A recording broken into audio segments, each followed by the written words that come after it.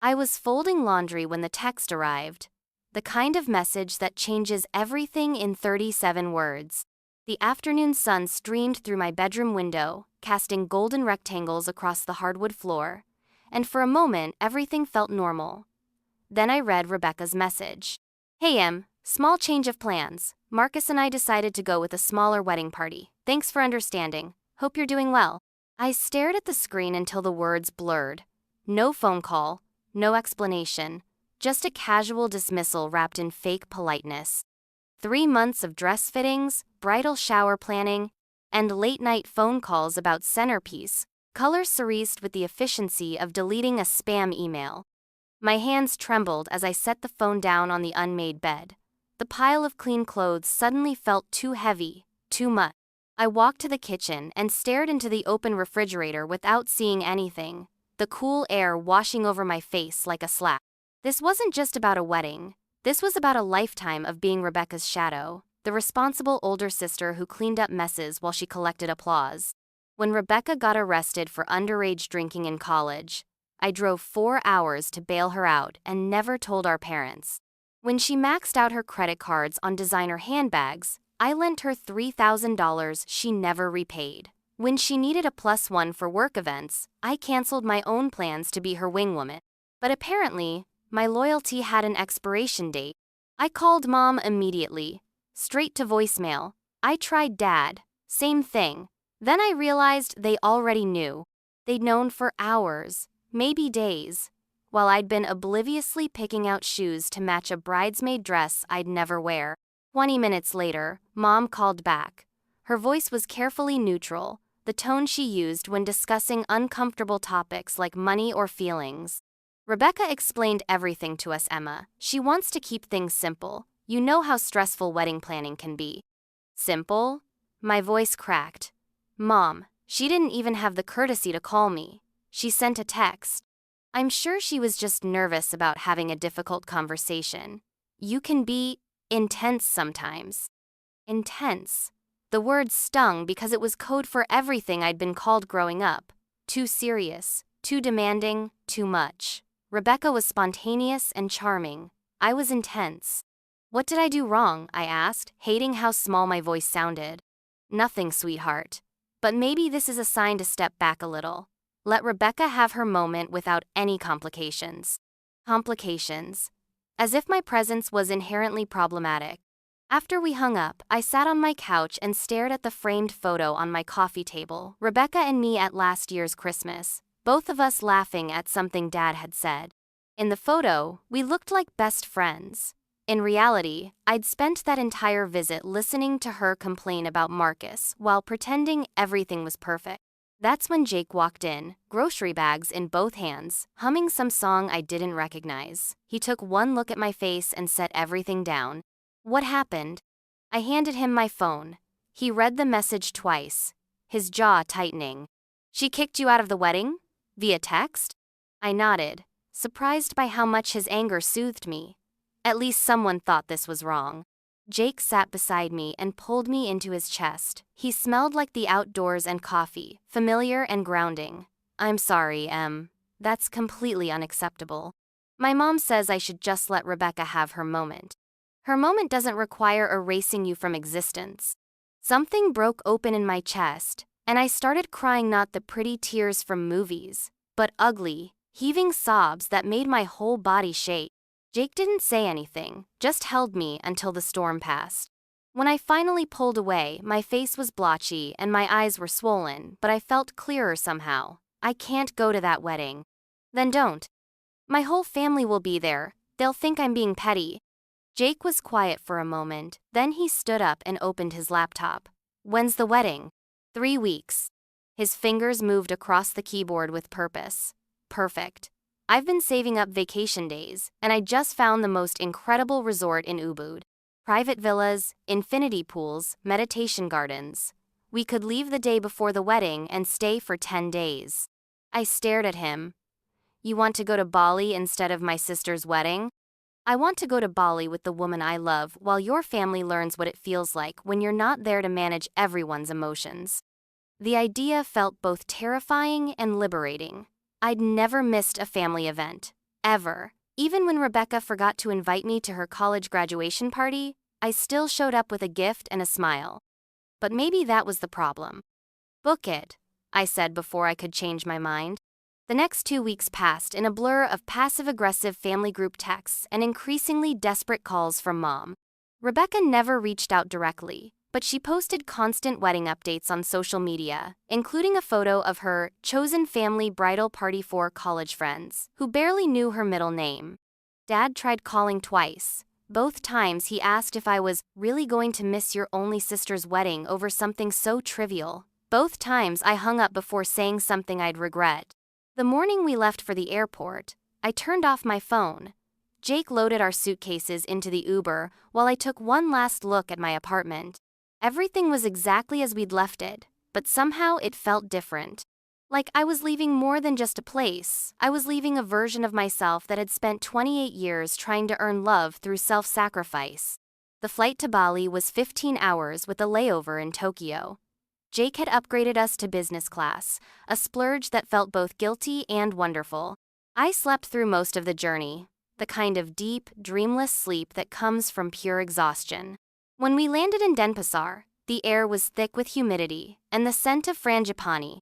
Our driver spoke limited English, but his smile was warm as he loaded our bags into a van, decorated with small Hindu shrines and colorful fabric. The drive to Ubud took 2 hours through rice terraces that looked like green stairs climbing toward the sky. I pressed my face to the window like a child, watching farmers in cone-shaped hats wade through flooded fields. Everything was so green, so alive, so different from the gray Portland winter we'd left behind. Our villa was hidden at the end of a winding dirt road, surrounded by jungle and the constant symphony of insects and birds. The building was traditional Balinese architecture with modern touche open-air living spaces, a private infinity pool that seemed to spill directly into the forest, and bedroom windows that opened to reveal monkeys swinging through the trees. "This is incredible," I breathed, walking through the space. Jake grinned and pulled me onto the outdoor daybed. "And it's ours for 10 days. No wedding drama, no family guilt trips, no anything except this." I kissed him then, tasting salt and possibility. For the first time in weeks, my shoulders weren't tensed around my ears. That first night, we ate dinner at a restaurant carved into a cliff overlooking the Ayung River. The food was unlike anything I'd ever tasted, complex curries and fresh tropical fruits that exploded with flavor. Jake ordered a bottle of local wine, and we toasted to choosing ourselves. "Do you think I'm a terrible person?" I asked as we walked back to the villa under a canopy of stars. "For what?" "For missing my sister's wedding. For not even feeling guilty about it." Jake stopped walking and turned to face me. In the moonlight, his eyes were serious. "Emma, you spent your entire childhood being Rebecca's emotional support system. You've bailed her out of every crisis, celebrated every achievement, and apologized for every conflict that wasn't your fault. The one time you choose yourself, you're worried about being terrible?" I looked down at my feet. "When you put it like that, you're not terrible. You're tired. There's a difference." The next morning, I woke to the sound of gamelan music drifting from a nearby temple. Jake was already up, sitting on the balcony with coffee and a book. I joined him, still in my pajamas, and we watched the sunrise paint the jungle in shades of gold and green. "What time is it in Portland?" I asked. Jake checked his phone. "About 6 p.m. yesterday. The wedding's probably starting soon." I waited for the stab of guilt, the familiar ache of missing a family milestone. Instead, I felt nothing. Not relief, not regret, just peaceful emptiness. "I should probably check my messages," I said half-heartedly. "Should you, though?" I considered this. My phone had been off for 36 hours, and the world hadn't ended. Rebecca's wedding was happening without me. My parents were managing their emotions without my intervention, and I was watching tropical birds flit through ancient trees. Maybe later, I decided. We spent the morning at a traditional Balinese cooking class in a village 20 minutes from our villa. The instructor, a grandmother named Kadak, taught us to make rendang and nasi goreng from scratch, grinding spices with a mortar and pestle while chickens wandered around our feet. "Family is like cooking," Kadak said in broken English as we stirred coconut milk into our curry. All ingredients must be balanced. Too much salt, dish is ruined. Too much sweet, also ruined. Each person must know their place. I thought about this as I tasted our finished rendang. In my family, I'd always been the salt essential but overwhelming if you use too much. Maybe it was time to let someone else season the dish. That afternoon, we took a yoga class in an open-air pavilion surrounded by rice paddies. The instructor spoke about releasing attachments, about finding peace in letting go. During savasana, lying flat on my back with the warm air moving over my skin, I felt something shift inside me. Not dramatic, just a gentle unclenching, like a fist slowly opening. That evening, I finally turned on my phone. 47 missed calls, 63 text messages, 28 voicemails. I scrolled through them with Jake reading over my shoulder. Most were from Mom, ranging from concerned to angry to pleading. A few were from aunts and cousins asking where I was. One was from Rebecca herself, sent an hour before the ceremony. "Emma, please call me, I made a mistake." But it was the message from my cousin Sarah that made my blood run cold. Have you seen the news about Marcus? Call me ASAP." Jake and I looked at each other. He opened his laptop and pulled up Google News. It took less than 30 seconds to find the story. "Local businessman arrested in Ponzi scheme investigation," read the headline from the Portland Tribune. Below was a photo of Marcus in handcuffs being led out of his downtown office building. I clicked on the article with shaking hands. According to the report, Marcus's investment firm had been under FBI investigation for months. He'd allegedly defrauded clients of over $12 million, using new investments to pay returns to existing clients while funneling money into personal accounts. The article mentioned that Marcus had recently married in a lavish ceremony, funded partly by loans against fraudulent assets. Several clients had realized their accounts were empty when they tried to withdraw money for the wedding gifts they'd planned to give. I stared at the screen, my mind reeling. He was arrested at the wedding? Jake read further down the article. "Looks like it happened during the reception. FBI agents showed up while they were cutting the cake." My phone buzzed with another call from Mom. This time, I answered. "Emma, thank God, where are you?" "I'm in Bali, Mom. What happened?" "It's a nightmare. Marcus was arrested in front of everyone. Poor Rebecca is devastated. The FBI seized their house, their cars, everything. She's staying with us now and she's just broken." I felt a strange mixture of compassion and vindication. "I saw the news article. How long have the FBI been investigating?" "Months, apparently. They said the timing wasn't coincidental. They wanted to arrest him when he couldn't flee the country." Mom's voice cracked. "Emma, Rebecca needs you. She keeps asking for you." "She kicked me out of her wedding, Mom," via text. "I know, sweetheart, and that was wrong. But she's your sister, and she's in crisis." I was quiet for a long moment, watching a gecko crawl across the villa's white wall. "What exactly did she say about needing me?" "She said she realized you were the only one who never tried to use her for anything. That you were the only person who loved her without wanting something in return." The words hit me harder than I'd expected. After years of feeling invisible in Rebecca's shadow, the idea that she'd finally seen my worth should have felt like victory. Instead, it felt like mourning for all the time we'd lost. "I'm not coming home early," I said finally. "Emma, I'm not coming home early." I repeated more firmly. Rebecca made her choice when she erased me from her wedding. I made mine when I chose to come here instead. "I'll be back in a week and we can talk then." "But she needs to learn that actions have consequences. And you need to learn that my love isn't an emergency service you can call when it's convenient." I hung up before Mom could respond. Jake was staring at me with something that looked like pride. "That was the most badass thing I've ever heard you say." I laughed, surprised by how good it felt. I think I'm finally learning that boundary and wall aren't the same word. The next few days took on a different quality. Instead of feeling guilty about missing the wedding, I felt grateful to have avoided the chaos. While Rebecca dealt with FBI interviews and asset seizures, I swam in our infinity pool and read novels in a hammock. While my parents managed another one of Rebecca's crises, I learned to meditate and took long walks through monkey forests. Jake and I talked more deeply than we had in months, maybe years. Without the constant background stress of family drama, I could actually focus on our relationship, on my own dreams and fears and hope. "I want to ask you something," Jake said one evening as we shared a bottle of wine on our terrace. "And I want you to think carefully before you answer." My heart skipped. "Okay. When we go home, what do you want your life to look like? Not what your family expects, not what you think you should want.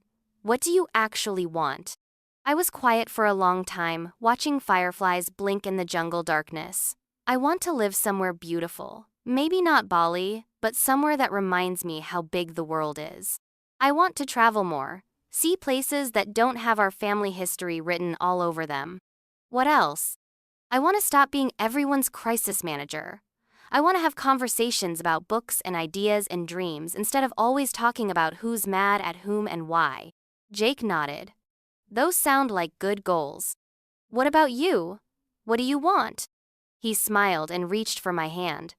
"I want to build a life with someone who chooses herself first, because that's the only way she can truly choose me too." On our 7th day in Bali, I finally called Rebecca. She answered on the first ring, her voice hoarse and small. "Emma?" "Hi, Becca." She started crying immediately. "I'm so sorry. I'm so sorry. You were right about everything." "Right about what?" "About Marcus.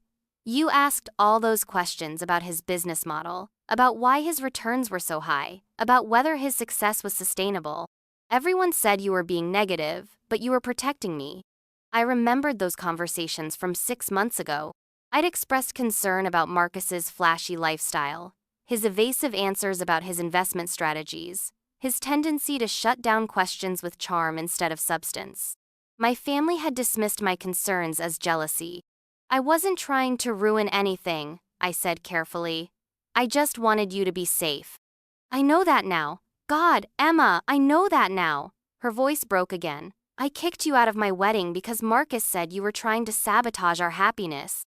He said you couldn't stand to see me succeed, and I believed him because it was easier than admitting I had doubts too." This was the most honest conversation Rebecca and I had ever had.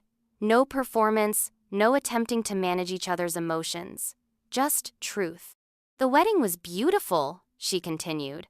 "Everything looked perfect in the photos.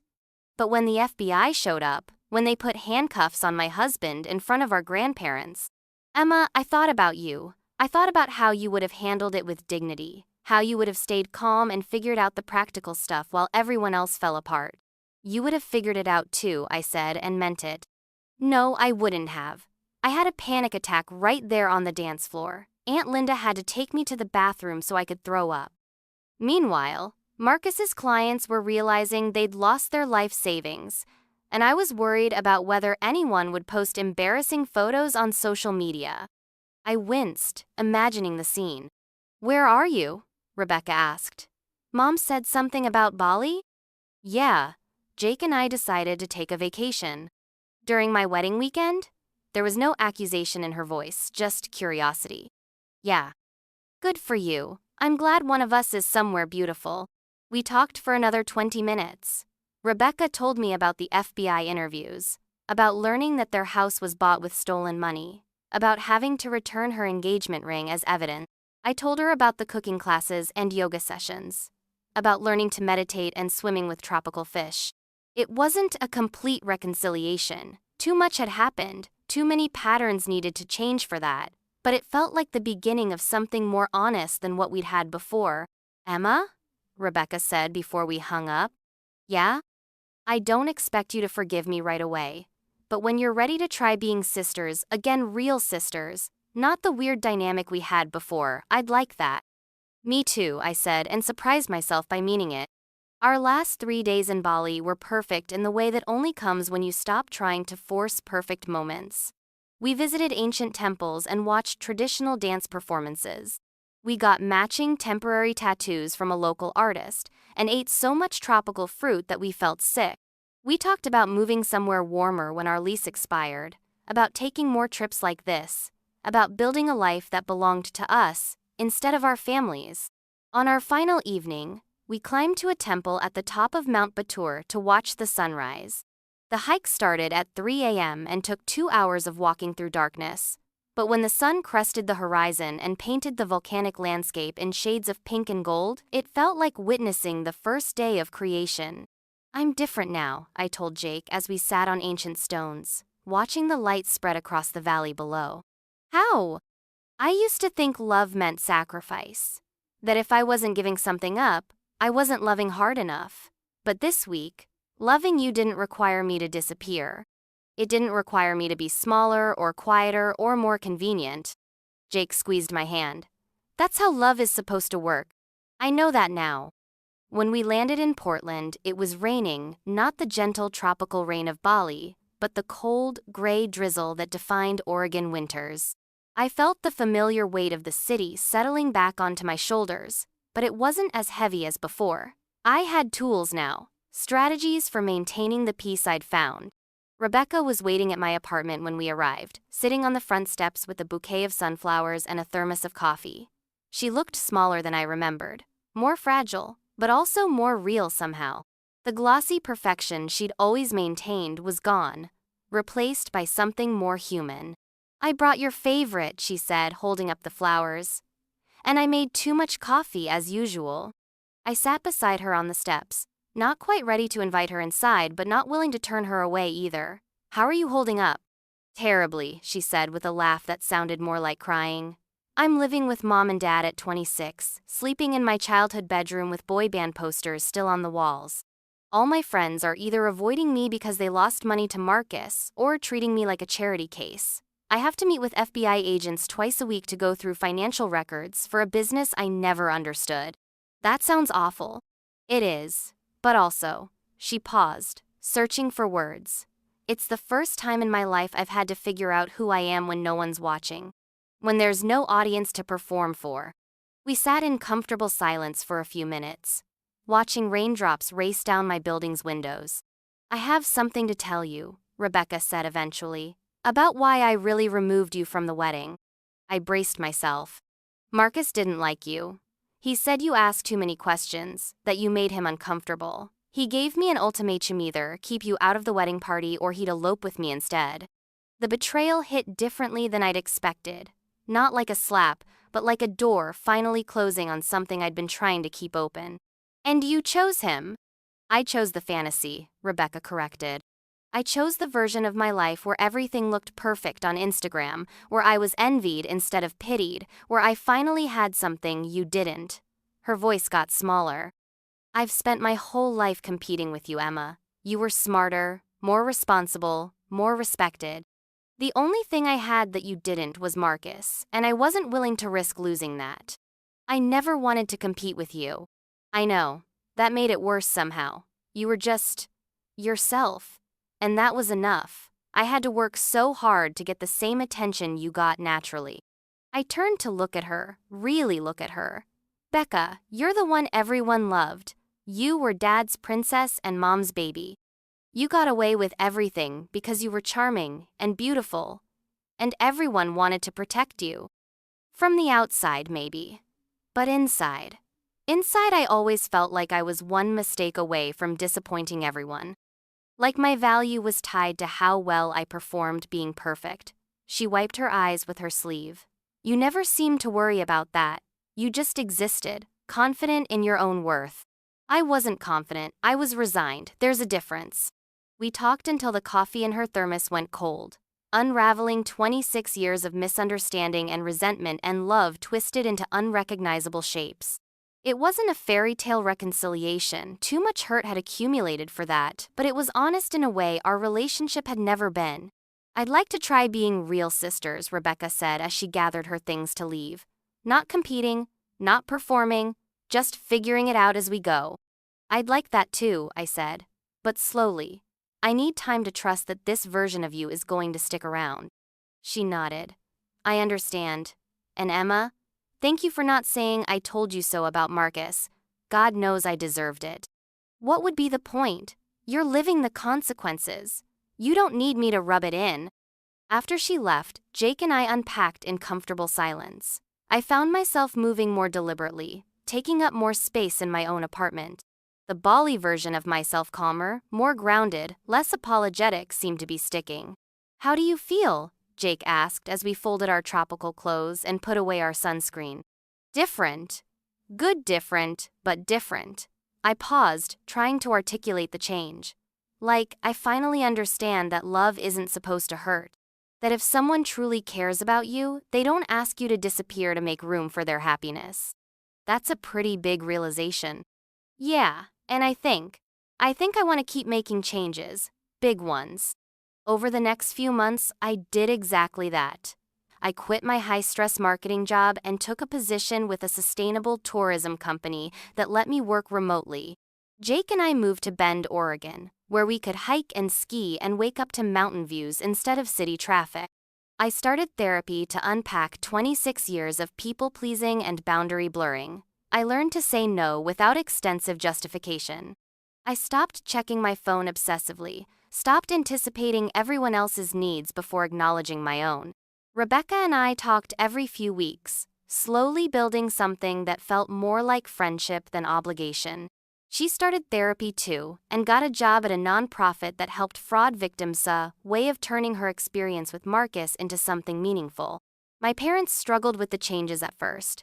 They kept expecting me to revert to my old role as family crisis manager, kept calling when Rebecca had bad days or when they needed someone to mediate conflicts.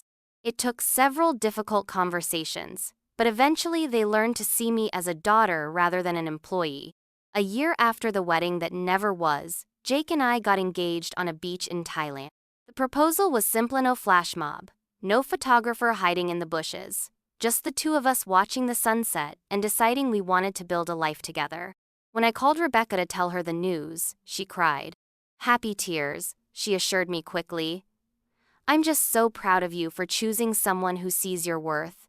And I'm proud of you for seeing it yourself. You'll be my maid of honor, I said, if you want to be. Are you sure? After everything that happened?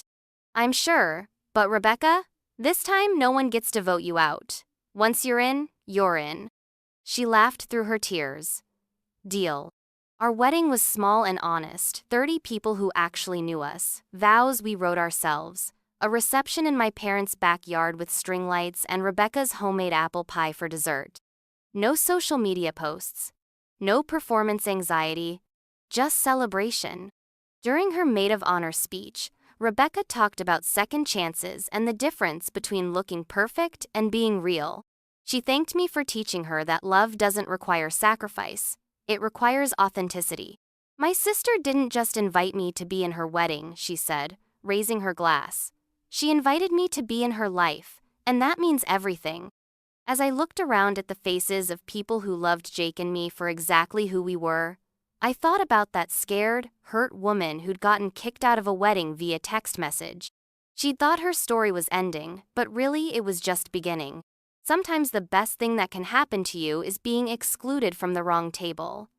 It forces you to build your own, and when you do, you get to choose every single person who sits there. And that, it turns out, makes all the difference.